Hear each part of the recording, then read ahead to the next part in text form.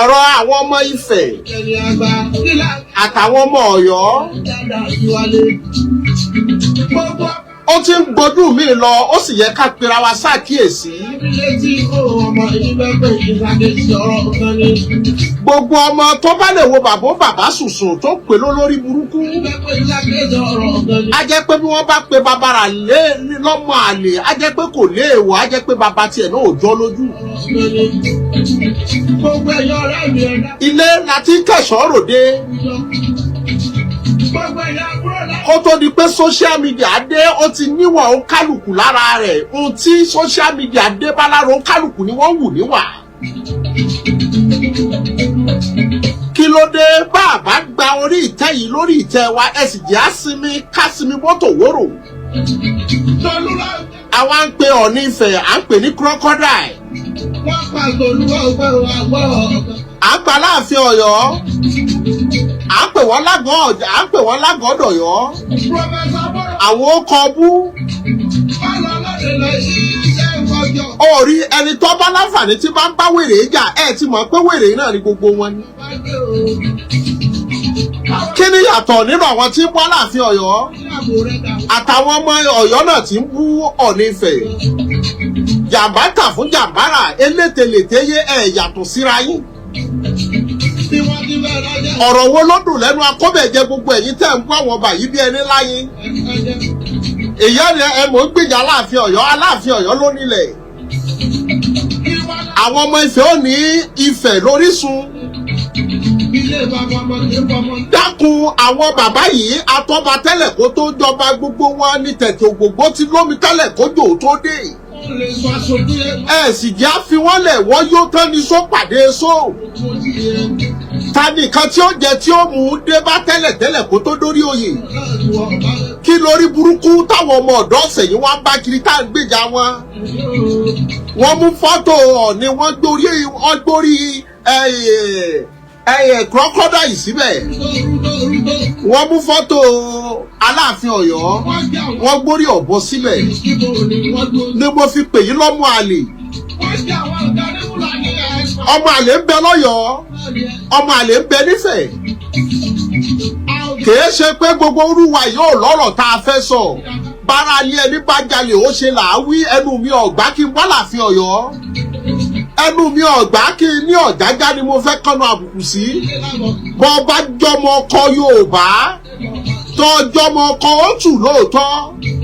Gbogbo wọ́nranwọ̀nran tá à ń ṣe yìí á kàn mọ́ wò ó níran ni. Bàbá dákẹ́ jẹ́jẹ́ ayé lè ṣe bó o sónù. Orí ìdákẹ́jẹ́jẹ́ èsì pọ̀ nínú ìdákẹ́jẹ́jẹ́. Orí burúkú lẹ fi ṣayọ̀ọ́yọ̀ àti gùn kínní àti gùn kejì. I don't support any one of you. Kí lórí burúkú tá à ń bá kiri lọ́dún tuntun? Ìjà tẹ́ ẹ jà láti ọdún tó kọjá ẹ tún wọ èní náà ẹ tún jà kí lẹ bára yín jà sí jà. Supremacism ẹ̀wù kan tó ṣẹlẹ̀ l'Ondo ẹ sì ń jà sí supremacism. Kí ni tá ń jà sí? Owó ni, ilẹ̀ ni, dúkìá ni, agbára ni. Ayé ti kúrò láyé ìgbà tẹ́ lè ṣígun tẹ́ lọ bára yín jà. Ohun tá a nídìí ni modern, educated, peace, unity, harmony, ìfẹ́ la ní láàrin ara yín la fẹ́ láàrin ara yín. Onírun yìí lè dìtàn. Níjọ́ wo lẹ ráwọn ọmọ Haúsá tí wọ́n bú àwọn kábíyèsí wọn báwa ṣe bú wọn? Níjọ́ wo lẹ ráwọn ọmọ Benin tí wọ́n bú kábíyèsí tí wọ́n báwa ṣe bú tiwa? Orí àlójútì ojútì ò sí lọ́yọ̀ọ́ bẹ́ẹ̀ lójútì ti tán nífẹ̀. Ibi àpè lórírun kò sójútì ibẹ̀ mọ́. Ibi àpè ní Ọ̀yọ́ kò sójútì ibẹ̀ mọ́. Rádaràda lẹ́yìn méjèèjì ń bá kiri. Àwọn ọmọ ìlú méjèèjì rádaràda lẹ́ ń bá kiri. Tá a bá ti mú sàkọ̀tún tá a mú sàkòsì ìsàkúsà ló kù. Kí ni o ta rẹ fẹ́ mọ bára wa jà sí? Ṣáláàfin Ọ̀yọ́ ni ó béèrè ohun tí ó jẹ lọ́wọ́ Ọ̀ọ̀ni Ifẹ̀. Àbọ̀ọ̀ni Ifẹ̀ ni ó béèrè ohun tí ó jẹ l'Aláàfin Ọ̀yọ́. Ìjà tí wọ́n jà tí wọ́n fi pín stéètì sí méjì. tá a bá wo Ọ̀ṣun wà lọ́dọ̀ Ọ̀yọ́ tẹ́lẹ̀ wọ́n pe ìjà yóò tún tán ayé ti kú ò láyé ká mọ ṣígun ká mọ bára wa jà. What are we fighting for? Ìbéèrè mi nìyẹn lọ́dọ̀ ọmọ Ọ̀yọ́. Ìbéèrè mi nìyẹn lọ́dọ̀ àwọn ará Ifẹ̀. Ṣé ilẹ̀ là ń jà sí ni? Ṣé ẹrú là ń jà sí ni? Kí ni wọ́n tá à ń búra wa tá yẹ̀yẹ́ àwọn bàbá wa sí? Aláàfin Ọ̀yọ́ ọba mi ní. Bàbá mi Ọ̀jájá bàbá mi ní. Kí ni wọ́n tá à ń jà sí gan? Can you please tell me? Àwọn ará àwọn ọmọ kéékèèké tí wọ́n ti já lẹ́nu ọmú wọ́n á sọ̀rọ̀ sọ́ni Ifẹ̀ gbàkà. Àwọn àgbàyà kan náà ló sì dálẹ̀. Gbogbo yín pátá lẹ nítàn. Tí wọ́n bá fẹ́ láǹfààní tí wọ́n bá fẹ́ júwe pé ó rántí mọ́ àkàn tó máa ń ṣe prógámù tó máa ń sọ̀rọ̀ Aláàfin Ọ̀yọ́ wọ́n mọ orúkọ rẹ̀ o. Bí wọ́n bá sì fẹ́ sọ̀rọ̀ wá ní òmọ́ máa tó máa ń bú Ọ̀ọ̀ni Ifẹ̀ yẹn ó ti gbàgbé. Sórúkọ rere ló ní nínú ìtàn orílẹ̀-èdè yìí. Sórúkọ rere ló ní nínú orísun yìí. Rádaràdá ni gbogbo yín bá kiri tẹ́ ẹ̀ bá rẹ̀ ní sọ fún mi. I don't support any one of you. Ìkan pawọ́pọ̀ wọ́n mọlé ńlá. Èrò pawọ́pọ̀ wọ́n màgìyàn. Àwọn oyin pawọ́pọ̀ wọ́n ṣafárá. Torí ọjọ́ iwájú àwọn ọmọ wọn. Ẹyìn kan jẹ́ ọ̀kan lọ́mọ Oòduà. Ìkan jẹ́ ọ̀kan lọ́mọ Yorùbá. Gbogbo àwọn tí wọ́n fi jọ̀kan lọ́mọ yìí ṣé wọ́n lè fèmí àti ẹjọ̀kan lọ́mọ? Olówó làwọn méjì fi jọ̀kan lọ́mọ. Oníkálùkù roko sọ́dọ̀ ara rẹ̀ sọ ẹni tó roko sọ́dọ̀ tiẹ̀. Ẹ fà wọn méjèèjì lẹ̀. Bí wọ́n bá wọn sọ tí wọn ò bá gbọ́. Bá a bá bẹ̀ wọ́n tí wọn ò bá gbà. A ti sọ fún wọn pé àìláṣọ lọ́rùn pàká ó tàpérò gbogbo ọmọ oríwo. Bí ọba ti tàpérò gbogbo wọn ẹjẹ́ fi wọ́n lẹ̀ kóníkálùkù ó máa ṣe tiẹ̀ lọ́tọ̀ọ̀tọ̀. Òtútù ó kìlọ̀ fún ní pátá. Òru ó kìlọ̀ fálákànkù ẹ̀wù. Kí ni táwa ń bára wá jà sí táwa yẹ̀yẹ́ àwọn kábíyèsí wa lórí agbágbé? Ayẹ̀yẹ́ àwọn bàbá wa lórí agbágbé. Àsọmọdìgbà àwùyọ́. Aláwọ̀ àgbàlagbà tó ti over 50. Táwọn náà wá sọ diṣẹ́ tí wọn ò ní làákàyè. Àwọn aláwọ̀ ọ̀dọ́ ìjíǹde ayé rẹ̀ èpè orí ìtẹ́ ló fi wá viewers, èpè orí ìtẹ́ ló fi wá owó. Bá a ṣe ní gbogbo nǹkan dàrú tó àwọn nǹkan kan sì ń bẹ nínú ààfin tí ń jẹ́. Kí ni ibi tí ò sọ lálọ́pọ̀lọpọ̀ wá wọ́lá gbogbo ọ̀pọ̀lọpọ̀ tí wọ́n ń gbìjà Ọ̀ọ̀ni Ifẹ̀ àbọ̀ ọ̀pọ̀lọpọ̀ tí ń gbèjà Aláàfin Ọ̀yọ́ monetization lọ̀pọ̀lọpọ̀ wọn fi ń ṣe yìí. Èyí tó bá jẹ́ wípé ó nífẹ̀ẹ́ orí irun rẹ̀ gídògídò yóò kàn gbàgbọ́dọ̀ lọ́wọ́ ni Ọ̀ọ̀ni Ifẹ̀ ò sọ̀rọ̀ Aláàfin Ọ̀yọ́ ò sọ̀rọ̀ Onímílíkì ò síwìn kò síwìn alágogo ló ṣe èrè. Àwọn méjèèjì ẹ fi wọ́n lẹ̀ bí wọ́n bá bára wọn dé.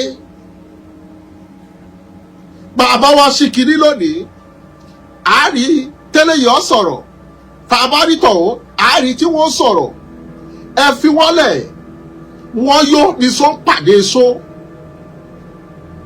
ọlọ́lá ni wọ́n kò ṣe dispute oríṣiríṣi ìtàn láàárín bẹ́lẹ̀ yìí bá pàtàn tòun ó pàtàn sọ̀rọ̀ ìtàn la fẹ́ jẹ́ bí abọ́rọ̀ wá dé yìí bó la ṣe fẹ́ explore bó lórírun wo ṣe dàgbà we are just here fighting each other unnecessarily.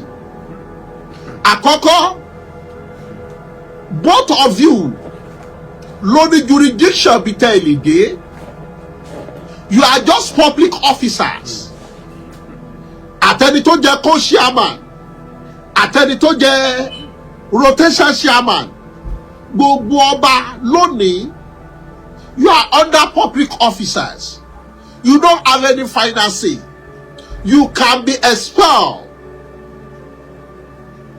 dethroned by any city governor.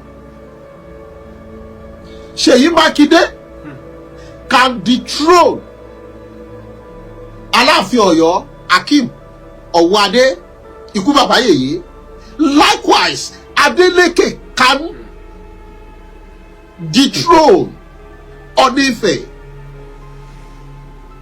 So, what are we fighting for? Tell me. Yorùbá ní téèyàn bá sọ ohun tó ò fẹ́ gbọ́. Má dá lóhùn kó má bàa ṣàfikún ariwo. Whenever they say what you don't want to hear, why don't you keep silent and watch them? Àwa wò wá, ọ̀pọ̀lọpọ̀ àwọn Yorùbá tá wò yìí, ọ̀pọ̀lọpọ̀ àwọn Fúlàní wọ́n ti gbọ́ Yorùbá jà wó Yorùbá lọ tí wọ́n pòwe. Hausa ti gbọ́ Yorùbá jà wó Yorùbá lọ. Yíbò ti gbọ́ Yorùbá jà wó Yorùbá lọ. Wọ́n wo bẹ́ẹ̀ ṣe how gullible you are. Orí viewers inú ẹ̀ ń dùn. Èpè orírun lẹ fi ṣeré o.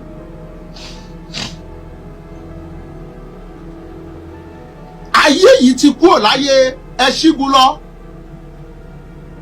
Káláyé gbà kan ni. Aláàfin Ọ̀yọ́ ṣígun. Ọ̀nífẹ̀ ṣígun. Ẹ ṣígun fúnra yín. Ṣùgbọ́n ayé ti kúrò ń bẹ̀. Àti wà láyé civilization. Mo sọ̀rọ̀ kan bí 4 years ago. Mo ní, who is the most powerful king? Orí àwọn ọba wa yìí. They are not powerful.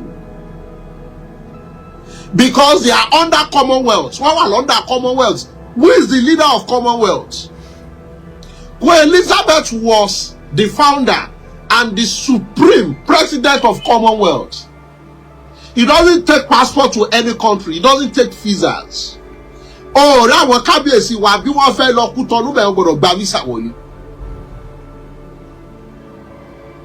So, what are we fighting?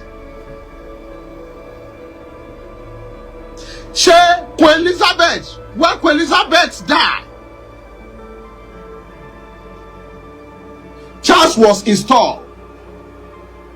Ló fi jẹ́ pé tí Charles bá fẹ́ wá sí Nàìjíríà, àtàláàfin Ọ̀yọ́ o, àtọ̀ọ̀nífẹ̀ o, àti gbogbo ọba o, they must stay in his back. Because they are under Commonwealth. They are just public officers. They are not powerful. You can swear any one of them to court. So, what are we fighting for? Alaafin Ọ̀yọ́ ló dàgbà jù, Ọ̀nífẹ̀ ló dàgbà jù, Alaafin Ọ̀yọ́ ẹ gbàgbé tán. Migration is accepted in the journey of life. Tí Alaafin Ọ̀yọ́ tí wọ́n bá migrate kúrò nífẹ̀ tí wọ́n tẹ̀fẹ̀ dúró. Lóde ìwọ̀n ìgbà tí kò bá ti lè nàkọ̀ pa sí Ọ̀nífẹ̀ lórí báyìí, ẹ fílẹ̀. Táyọ̀ Ọ̀yọ́ bá dẹ̀ wò pé ìkankan wà tó yẹ kí Ọ̀nífẹ̀ mọ́ f'Aláàfin Ọ̀yọ́ tí ò bá fún ẹ fílẹ̀. You have made your name separately. There is no proportion in working together. It's a matter of choice. Ẹ̀dẹ̀ mú orí burúkú yẹn bọ̀ láti last year. Ẹ̀dẹ̀ bá orí burúkú yẹn bọ̀. Mo ẹ̀ wá ra àwọn fọ́tò kan tí wọ́n edit lẹ́nìí. Mo ti fẹ́ sùn gan. I was just, when are you going to stop all this rubbish? Àwọn aṣọ́ra wa lẹ́sẹ̀. Wọ́n fún yàn sí stáìsì táìtù. Èèyàn kan jẹ́ ọ̀kan lọ́mọ Oòduà. Èèyàn kan jẹ́ ọ̀kan lọ́mọ Yorùbá. Sọ fún mi, ṣé ọ̀kan lọ́mọ Oòduà yẹn ó lè wá dún wájú lémi kó ní òun jẹ́ ọ̀kan lọ́mọ Oòduà o? Kí n bọ́ ta nínú kọ́mpánì mi ò ní ọ pé àbí tí bá bàrí ọ̀fẹ́ da ó ra lẹ̀ débí. Àbọ̀ kan lọ́mọ ilẹ̀ Yorùbá ó lè dédé wọnú kọ́mpánì mi pé ìjọba Tinubu tó ní sọ fún pé ṣé ìran bàbá rẹ ló kọ́lé mi. So ẹ sọ ibi tí kíní yẹn tó ti ní impact nínú ayé mi àti ẹ wọ́n ọ̀nà lásán ni. Every town and village ló ń fìyàn joyè. If you have your money and you are doing good to the town, anybody can install you. Oyè ọ takọ nífẹ̀ẹ́ kiri kan are we daft?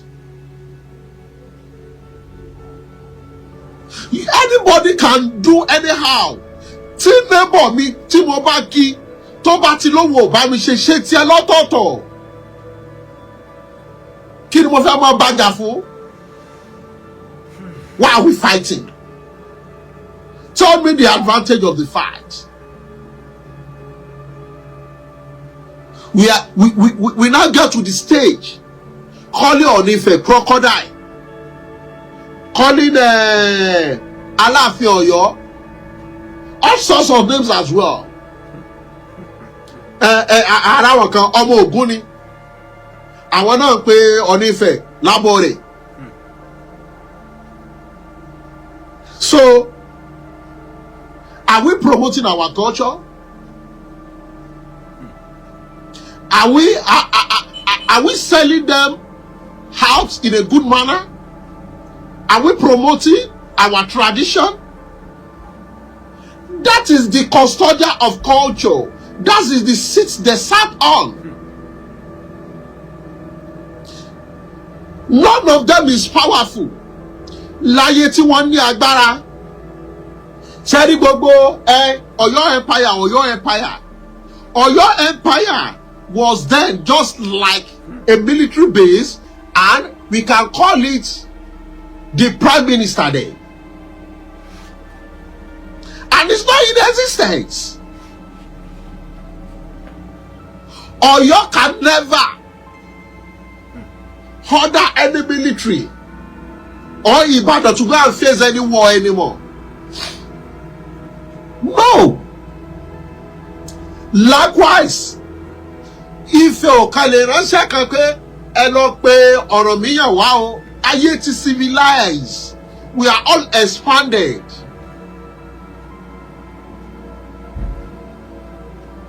Igi tá a gbìn tó bá rúwé ń bẹ̀ yẹn, ìyẹn ò ní ká bẹ́ ìyá àdìẹ kí igi tá a gbìn kó ń wò. So, èmi ò rí cause fún alarm tẹ́yìn ọmọ kan, ẹlòmíì ọ̀rọ̀ dá lẹ́nu ẹ̀, ẹlòmíì fóònù tó fi yá kiri gò dá, òun gò tí ìmọ̀ bí tó fẹ́ gbé ayé ẹ̀ kà, Aláàfin Ọ̀yọ́, kiri kan, ẹ̀rẹ́ lómi náà kò tí ìjọmọ 25 years lọ, òun náà pàtàn. Ìwé mélòó ló ti kà? Ọ̀nà mélòó ló travel dé? Ẹni tó ń pàtàn yìí, ẹni kò korí kìlú ẹ̀, kò mọ oríkì ìlú ẹ̀ gan, òun náà pàtàn. Ẹ gbọ́tọ̀ mí lẹ́nu ẹlòmíì báyìí, ẹ wò pé sórí eléyìí ti dàrú ni, kí ló ń sọ? Kí ló dé tá a wúwo ọmọ àlè?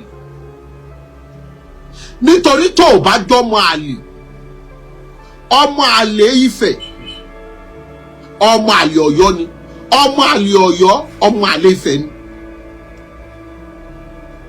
That is it. Because how can you just come out kẹ́ ẹ máa bú odidi Ọ̀nífẹ̀ ní crocodile? How can you come out kẹ́ ẹ máa bú Aláàfin Ọ̀yọ́, kẹ́ ẹ máa bú ní Ṣàngó, àbí kẹ́ ẹ máa bú ní onígbéraga, àbí ẹ fi oníkálùkù lẹ̀? Èyí tó bá ti ká lára nú wọn kó sígun fúnra wọn, kán para wọn. Tá a bá ti wí tí wọ́n láwọn ò gbọ́, tá a sọ tí wọ́n láwọn ò gbà, ẹ fi wọ́n lẹ̀. Ìjà tí wọ́n ń bára wọn jà, ìjà tí ò ṣe sọ síta ni. Bẹ́ẹ̀ bí eléyìí á ní mi ò bá Láàfin Ọ̀yọ́ jà o. Àjọṣepọ̀ tó dán mọ́rán wà lọ láàrin ara wa síra wa. Bí wọ́n dọ́dọ̀ nífẹ̀ẹ́, alẹ́ èmi kan wà á sórí ìtẹ́ láti wá tún orírun bàbá wa ṣe àìdè. Wọ́n kàn wú sínú síra wọn ni, ẹjọ́ máa wú kí wọ́n jọ wú para wọn, kí wọ́n jọ máa fẹ́yín sínú síra wọn. Nítorí tí wọ́n bá mọ̀ sí àwọn méjèèjì, kí wọ́n jọ ṣe fídíò, kí wọ́n jókòó pé mi ò rámọ̀ kankan ṣe. They are both happy about it. Ṣé nítorí afọ́jú lòjò ṣe kù? Nítorí adití lòjò ṣe ń ṣú? They have people by their side who watch. They see everything online. They observe everything. So why can't you call ourselves into order? àwa ń ṣèlú àwa pínra wa àwọn kan version gbogbo ẹ̀yọ́ ọba náà àwọn ọba kan tẹ̀lé Ọ̀ọ̀ni Ifẹ̀ àwọn ọba kan tẹ̀lé Aláàfin Ọ̀yọ́ òṣì lẹ́jọ́ ń ṣe. ṣé orí ìtẹ́ wọ́n máa fi yáró ni? nígbà tẹ́yìn wà ń bẹ̀ nísìnyí tó bá dọ̀la kí la fẹ́ jẹ́ kó kù lẹ̀? kí la fẹ́ jẹ́ kó kù lẹ̀?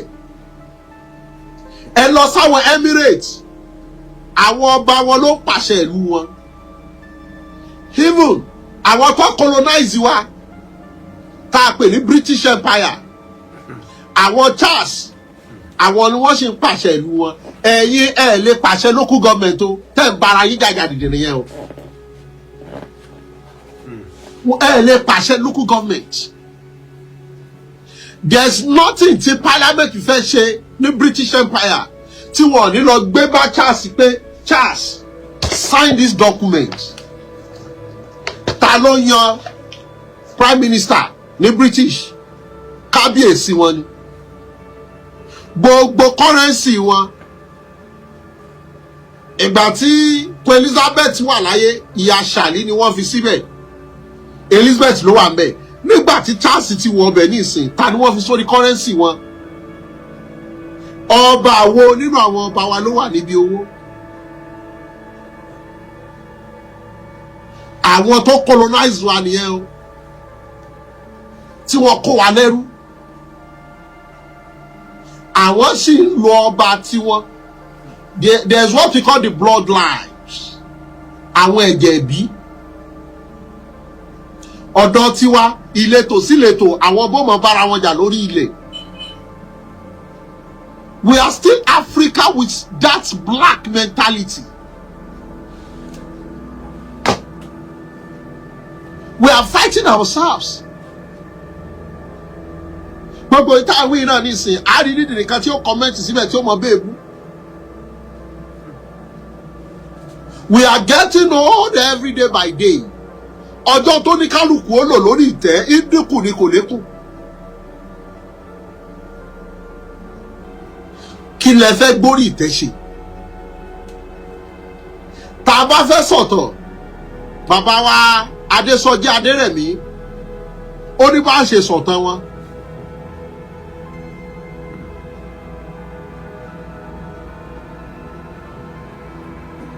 pẹ̀lú àwọn Awólọ́wọ̀ Bọ̀dé Thomas ìtàn wọn ò parẹ́ àti bàbá wa Adéníran tó bí bàbá wa Aláàfin Ọ̀yọ́ àná Adérẹ̀mí ó wà mẹ́. bàbá fẹ́ sọ̀tàn ikú bàbá yèyé ọba àná Lámídì ìtàn wọn bẹ̀ pẹ̀lú bàbá wa Síjú Adé. They fought. wọ́n bára wọn ṣọ̀tá títí tí tóníkálùkù fi sílẹ̀ wọ̀nyí. So we are now into the battle. If one government could stood up today, just like a military empire, tí military gbàjọba, and scrape off whatever they call kinship in Nigeria, what will happen? ṣebẹ́ wà ń bẹ̀ ló jẹ́ kẹ́ mọ́ wo pé kíní kan. What will happen? Nada will happen. Nothing will happen. Go and ask those in the military then. Àwọn tó sáwọ̀ gbó àwọn tó sáwọ̀ gbé. Láyé Abacha kí wàá là ń jà sí.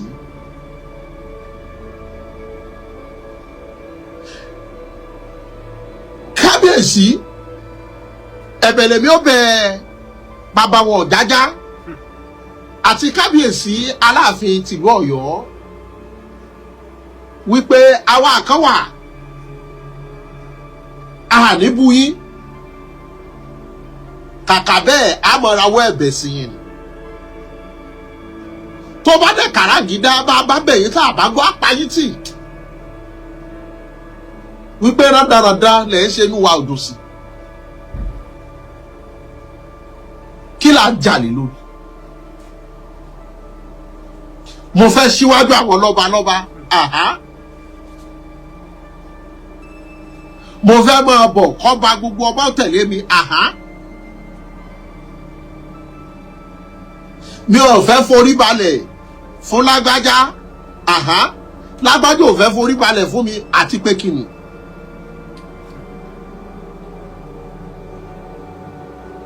ẹ jẹ́ kólúkálùkù everybody behave like civilized people.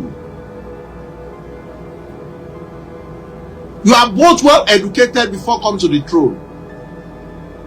Why don't you both reconcile and deal with understanding? Don't behave like a quack, illiterate. Ẹ má ṣe bí onípàgùn.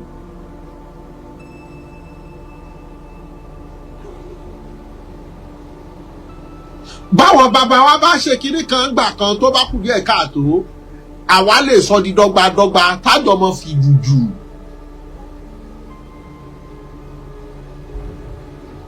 Lágbájá kò sẹ́ni tó lè dọ̀bálẹ̀ fúnra yín. Lẹ́yìn kẹ́ pàdé ara yín kẹ́ dìmọ́ ara yín.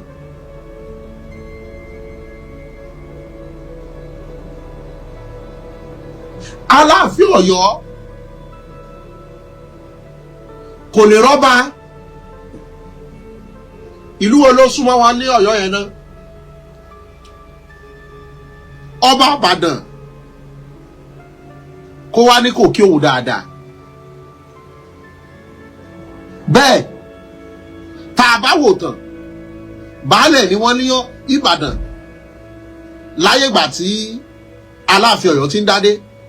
Ṣùgbọ́n ayé ti civilize, oníkálùkù ti ń fìrù yọrù. Nítorí ọmọdé àná yóò padà dàgbà bó dọ̀la.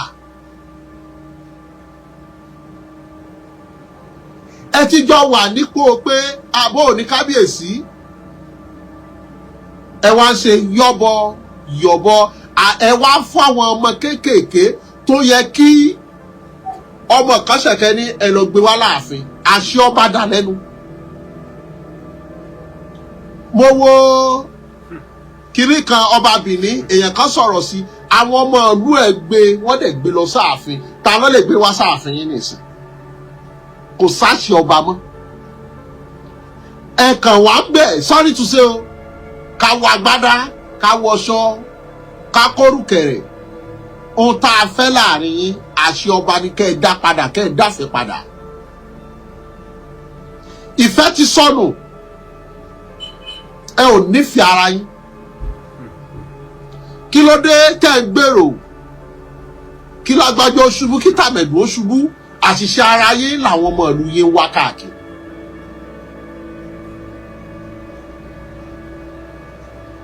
Bẹ́ẹ̀ bá ní orí, béèyàn bá dórí oyè, èèyàn ń lo oríṣiríṣi onímọ̀ràn. Àbí téèyàn bá já ṣáájú, gbogbo ìmọ̀ràn kọ́ la máa ń gbà. Ọ̀rẹ́ rẹ̀ lè fún ọ nímọ̀ràn, àmọ́ wọn náà jókòó kó rò wípé ṣé mọ̀ràn yìí ṣó ṣe tẹ̀lé. Aláàfin Ọ̀yọ́ bẹ́ẹ̀ kan bá ń sọ fún yín wípé ẹ má gbà o, ẹ má gbà o.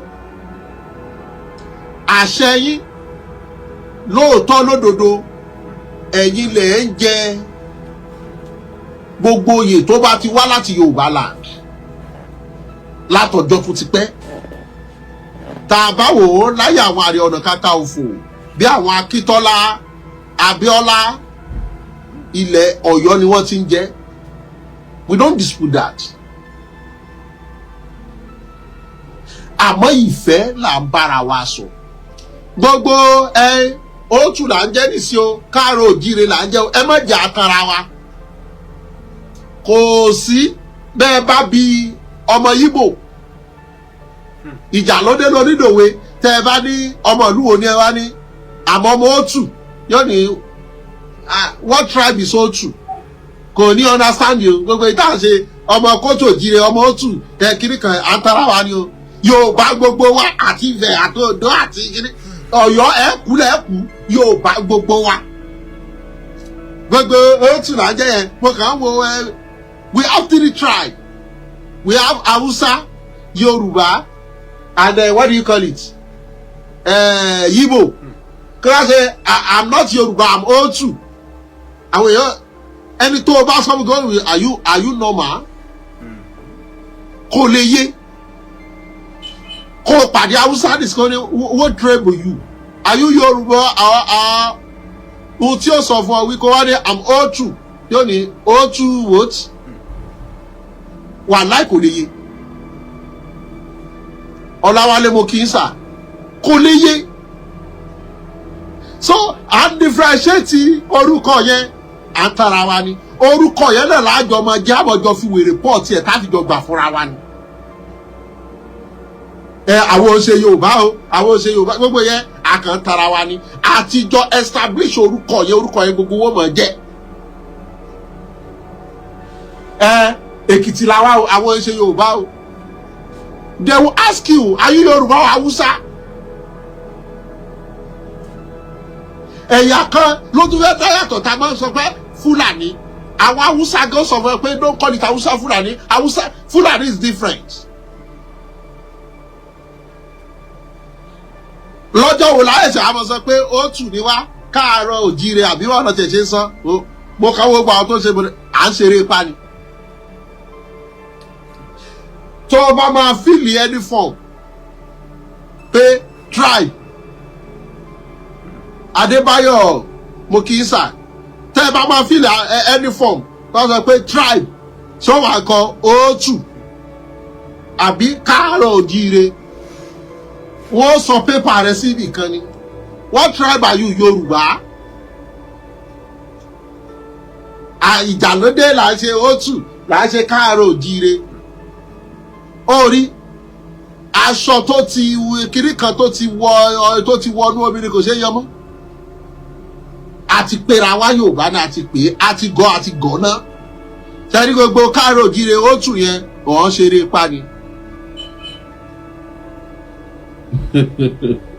so gbogbo ìta fẹ́ mọ establish yẹn ẹ má jà establish yẹn àti ságun nìyẹn yóò Ọ̀yọ́ yẹn lómi sọ àwọn tó jẹ́ Ọ̀yọ́ kí ló tiẹ̀ pé náà wọ́n ṣàka ìlú bíi mẹ́rin kan àbí márùn kan kìíní kan àwọn ní Yorùbá wo títí dé Èkìtì títí dé Ọ̀wọ̀ títí dé Ìkàrẹ́ Yorùbá ni wá. gbogbo yìí tẹ́ ẹ̀ ṣe yẹ ẹ̀kan ṣeré ipá ni. there is no way they want to ask you what tribe are you rani I'm Otu I'm Oòduà. even any sensible Yoruba will say Otu even èmi gan kí n pàdé èèyàn kó máa bóyá ó sọ èyìnbó mo wá ní what tribe are you wọ́n ní I'm Otu bí o lè kọ́kọ́ ronú lọ bí Yorùbá màá kọ́ Otu màá pè bí ẹ̀mẹ́ta kí n tó rántí pé sorry now I remember nítorí kò sínú skọ́ọ̀lù mi ìwọ tó sọ náà pé Otu lọ wo kíní national pé what tribe are you ṣé Otu ló kọ síbẹ̀ ṣé Otu ló kọ síbẹ̀ Otu kọ káàárọ̀ òjíire ni so àwọn orúkọ kan wà ó ti di mọ́tí bá a ṣe jọ lò tán nìyẹn kí wọ́n pa ọmọ mi kalẹ̀ ní ìsìn pé what tribe are you yóò sọ mi pé daddy I'm Yorùbá náà ṣé wọ́n ayé ìjọba sọ pé ṣé Otu ṣé mo fẹ́ dorí ọmọ rú ni.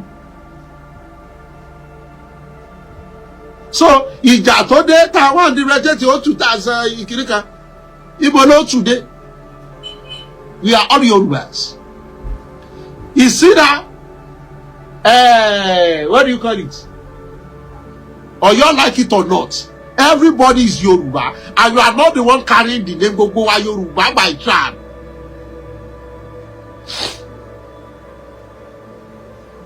So gbogbo wa ń jẹ́ Yoruba yẹn, ìyẹn ò ní kí Ọ̀yọ́ tẹ gbogbo wa mọ́lẹ̀ bàṣubàṣu, we are all Yorubas. ilé torí pé mo jẹ́ Yorùbá nìsín k'Aláàfin Ọ̀yọ́ wá dédé bọ́ síwájú tàmí bẹ̀yẹn kó ní kúlẹ̀ ń bẹ̀yẹn màá kọ́ òpin kí ni tèmi àti tí ayé ti wà civilized, we go to court. So ohun tó bá wà ń bẹ̀ ní ká ẹjẹ́ ṣe bí ẹni tó kàwé bí ẹni tó gbọ́n. Ẹ lè rí Haúsá yóò sọ pé Haúsá ni mi. A tún sọ pé Haúsá Kano, Haúsá Sokoto. A dẹ̀ mọ̀ wípé àwọn tí fi wọ́n wà nù wọn ṣùgbọ́n wọn ní kílèmù kankan wọ́n sọ pé Haúsá ni nà. So gbogbo otu kí ló ìkejì káàró jíire tá à ń kílèmù yẹn kò sọ̀rọ̀ bẹ́ẹ̀. Yorùbá jọ gbogbo wa àjọ fi wèrè pọ́ọ̀tì ẹ̀ ni. Mo jẹ́ Yorùbá yẹ òní kọ́mọ Ọ̀yọ́ sọ pé òun lòun pàṣẹ fún mi. Èdè sọ pé sórí ẹ̀ pé. Thank you, Mr. Olawale. Why are we fighting ourselves? That is the first question.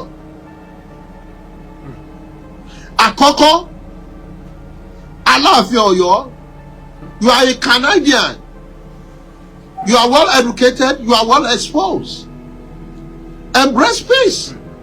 Likewise, Onife, you are a wealthy man, a businessman, a developer. You are wealthy, exposed. So why are we behaving like 20th century back? I'm behaving sorry to say, bí àwọn tí ò rọ́ lárí tọ́lá wá jọ lójú. Àwa fi àwọn ọmọ àlè àtọmọ àlè Ifẹ̀ àtọmọ àlè Ọ̀yọ́ gbogbo wa ń tẹnu wọ́n ran lórí mídíà. Ibi tí ò sọ́lá lọ́pọ̀lọpọ̀ ń wọ́lá kiri gbogbo àwọn ọmọ tẹ́ẹ̀rí yẹn kò sí kọ́ńtẹ́ǹtì ni. Wọn àdẹ̀ lọ́nà míì tí wọ́n gbà jẹun.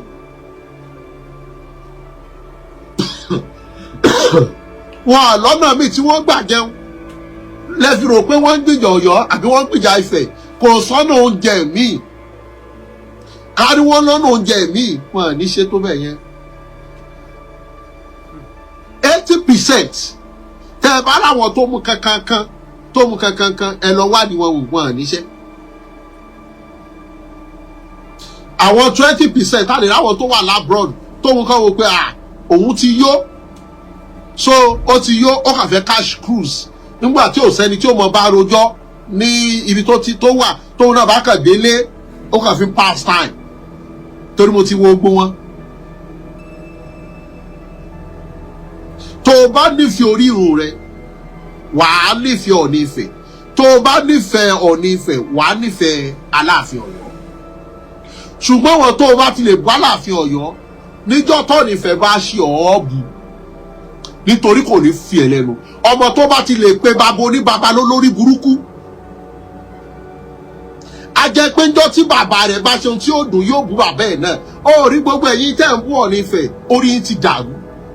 Ó rí gbogbo ẹ̀yin tẹ́ ń bú Aláàfin Ọ̀yọ́ ẹ̀ ní làákàyè. Ẹ fà ọ́ méjì lẹ̀. Kí ni wọ́n fẹ́ jà sí? Ṣé Ọ̀ọ̀ni Ifẹ̀ ni ó tọrọ owó lọ́wọ́ Aláàfin Ọ̀yọ́ ni àbá Aláàfin Ọ̀yọ́ ni ó tọrọ owó lọ́wọ́ Ọ̀ọ̀ni Ifẹ̀? They are wealthy. Bàbá bí àwọn méjèèjì Ọ̀ọ̀ni Ifẹ̀ olówó ò bá jà o. Aláàfin Ọ̀yọ́ lówó ò bá jà o. Ẹjẹ́ àfi wọ́n lẹ̀ ń gbà wọn kí wọ́n ṣígun fúnra wọn. Tí wọ́n bá ń gbéraga síra wọn ẹjẹ́ ọmọ gbéraga síra wọn ẹjẹ́ àrí ọjọ́ tí Aláàfin Ọ̀yọ́ gbé pópó báyìí tí ó wà lámọ́ Ọ̀ọ̀ni Ifẹ̀ káwọn awojọ́ tí Ọ̀ọ̀ni Ifẹ̀ láwọn àmọ̀ pé lórí burúkú ni ìwọ ọba ilé yìí. So àwọn méjèèjì wọn bára wọn jàjà inú wọn àjà síta àwọn ọmọ kan tí ò ní làákàyè wọn wá bọ́ síta oníkálukú ẹ wá ń perú Ọ̀ọ̀ni Ifẹ̀ yẹn ẹ ń pe crocodile.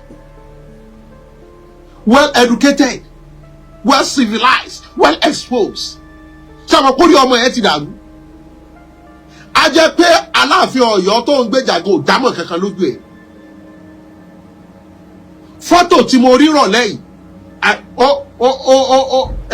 ẹ wá gbé orí kan ṣé ẹ ń pọ́n orí adélé ni èpè orí ìtẹ́ gbogbo yóò gbà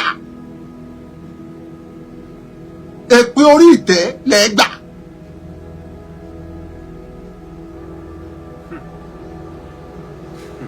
Ṣé bá ṣe ohun tó dé tó ní àwáróhun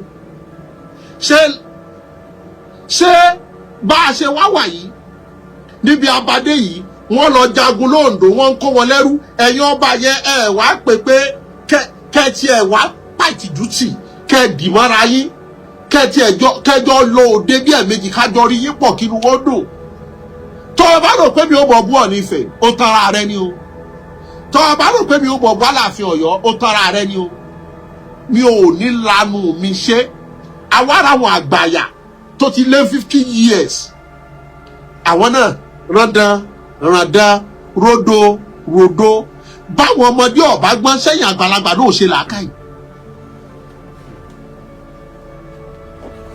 kò nítumọ̀ gbogbo ẹni bá wọ́là síbi tí ọba sọ́là yọ padà tẹ́ gbogbo ẹ̀yin tẹ́lẹ̀ ń gbìjà wọn yìí tá a bá wo 70% lórí monetization orí Facebook àti YouTube ló ń ṣọ̀pọ̀lọpọ̀ kìí ṣe pé ń jàjà yẹn láti inú ọkàn wá ẹlòmíì jà nítorí recognition ẹlòmíì jà nítorí àbáyébọ̀ bóyá kó fún mi lóyè àwọn tí wọ́n fún lóyè wọ́n fún lóyè yẹn ọ̀kan lọ́mọ Oòduà àtọ̀kan lọ́mọ Yorùbá àwọn èèyàn gidi wọ́n fi ń joyè tẹ pámọ́ṣẹ́ rẹ iṣẹ́ rẹ ni ọgbájúmọ́ ọ̀kan lọ́mọ Oòduà ò lè ránjẹ sínú ilé mi ọ̀kan lọ́mọ Yorùbá ọmọ Tinubu òun kọ́ ní ránjẹ sílé mi I'm less concerned anybody can give anybody she stands title baálẹ̀ àdúgbò gan fún yàn lóyè ẹ̀dẹ̀ wàá mú òye kankan ẹ wá ń ṣépè fúnra yẹn ń búra yín lórí kíni àwa sọ ní version gbogbo ọ̀rọ̀ tá à ń sọ yẹn ó tù káàárọ̀ òjíire ni wá we are deceiving ourselves tó bá ní òfìlì fọ́ọ̀mù kan tí wọ́n béèrè tribe ẹ what tribe are you lọ fíìlì ó tù àbí kó fíìlì káàárọ̀ òjíire síbẹ̀ káàárọ̀ òjíire kọ́ ó tù kọ́ yóò bá gbogbo wa káwọn ará Ọ̀yọ́ lọ mọ̀ gbogbo wa lájọ ń jẹ́ Yorùbá ẹ̀yin kọ́ lẹ̀ ń jẹ́ Yorùbá wo Ifẹ̀ Yorùbá ni wá gbogbo wa ti jọ mọ̀ pé Ìjẹ̀bú Yorùbá ni gbogbo wa what tribe are we? We are Yorùbás Abẹ́òkúta Ẹ̀gbádẹ́wà we are Yorùbás Èkìtì we are Yorùbás gbogbo tẹ̀dé kìíní kan ìlú mẹ́fà ní jẹ́ Yorùbá yẹn à ń tanra wọn òṣì là ń ṣe tó o bá ti fẹ́ travel tí wọ́n fìlì pé tribe wo ni ẹ lọ kọ káàárọ̀ òjíire àbí kó kọ òtù síbẹ̀ kọ Yorùbá tá à ń tanra wa jẹ ẹ̀tàn lásán ìfẹ́ ní kẹ́ ẹ jájọ lù láàrin ara wa ogun tí ń wọ̀ wá wọ́n ti dóòdó àwa wà bí ta ti ń jà sí èmi ni ó yàrí ọ̀nà Kakanfò mo láwọ̀ kan náà tó ń ṣe kí bàbá wa ò ní ìrìṣà kí wọ́n fún olóyè Sunday Igboho náà ní Ààrẹ Ọ̀nà Kakanfò olóyè Sunday Igboho àkọ́kọ́ kò gbogbo tó tiẹ̀ ń jẹ́ oyè èdè yẹn àtilẹ̀ kò wọṣẹ́ kò gba tiẹ̀ gbogbo oyè olóyè èdè yẹn kò sọ̀rọ̀ mẹ́ bàbá wa Gani Adams wọ́n fi joyè ṣé wọ́n róyè yẹn gan lò ṣé ààrẹ Gani kan ó kàn lè dédé pàṣẹ pé ó yá ẹ ṣígun ọbì kan oyè ti di mo kàn fẹ́ fi níyì ni kò ní túmọ̀ kankan mọ́ Ààrẹ Ọ̀nà Kakanfò bí wọ́n fún Ìgbòho ní Ààrẹ Ọ̀nà Kakanfò ṣé yóò fi ṣígun ni ọ̀nà lásán lóye nísìn gbogbo balógun mélòó ló lọ sójú ogun mọ́ balógun kan talẹ̀ ni àwọn balógun ní ìsìn wọ́n kàn jẹ́ balógun fi talẹ̀ ni tí ó ti yé ọ kò sí ẹ̀yà kankan ò bá lórí ogun kankan mọ́ Ààrẹ Ọ̀nà Kakanfò ò jagun kankan mọ́ a kàn ń jagun ẹnu ló kù sóògùn kíni Ìgbòho náà wá jà Ààrẹ Ọ̀nà Kakanfò ẹ mọ̀ jà tara wa ìfẹ́ la nídìí we are well civilized how will you promote our culture how will you promote our heritage how will you promote our fathers they are our fathers Ọ̀ọ̀ni Ifẹ̀ is our father likewise Alaafin Ọ̀yọ́ is our father Àkànbí mo fẹ́ máa fi èyí ṣe lọ bọ́ bá wù yẹn gbọ́ bọ́ bá wù yẹn mọ́ gbọ́ gbogbo ẹ̀yin ọmọ àlè tẹ láǹfààní tẹ sọ wọ́n di igbá àwùyọ ẹ múra sí.